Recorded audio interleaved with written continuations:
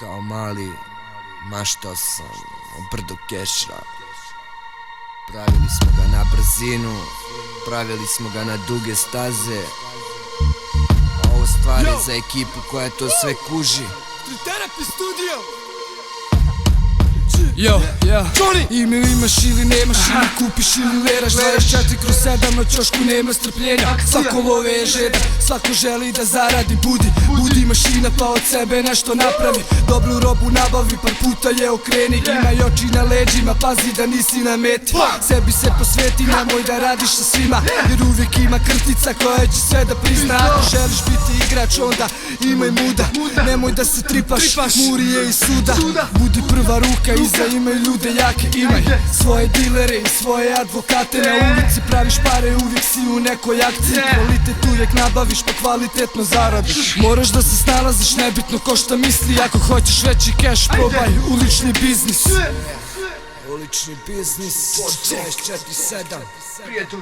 Listen up, baby. Ulična terapija. Znaš kako idemo še.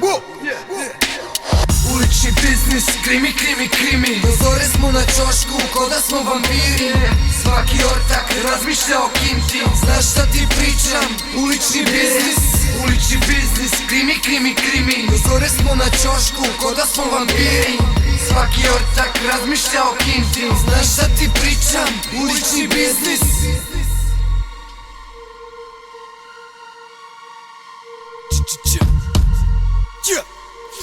Idemo. Ulični biznis.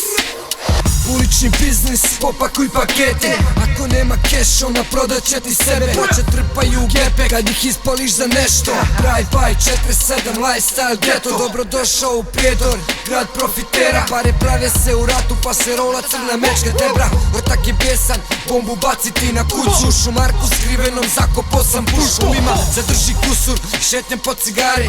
Starije da igraju poker i prave pare. Zazidat će te malter, forenzičar te traži. Svako pita gde si, a ti leš u garaži. Svoje laži bolje pazi, moj ne braći da ih prosipaš. Još jedan duž, samo čujem iz bodiga. Noćima se otima, preko dana valja. Ulični biznis, svako lovu sanja. Ulični biznis 647. Listen up, baby. Ulična terapija. Znaš kako idemo še. Ulični biznis, krimi. Do zore smo na ćošku, ko da smo vampiri. Svaki ortak razmišlja o kinti. Znaš šta ti pričam? Ulični biznis. Ulični biznis, krimi. Do zore smo na ćošku, ko da smo vampiri. Svaki ortak razmišlja o kinti. Znaš šta ti pričam? Ulični biznis.